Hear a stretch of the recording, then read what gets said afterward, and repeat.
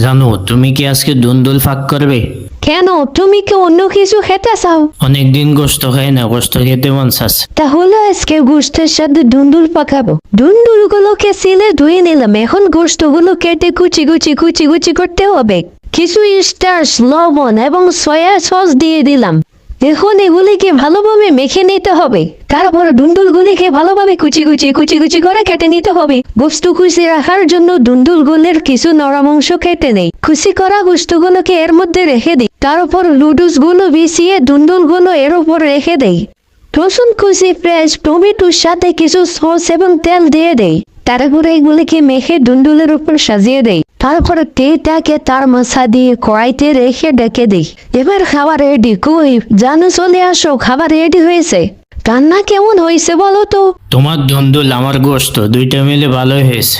তাহলে বন্ধুদের like subscribe করতে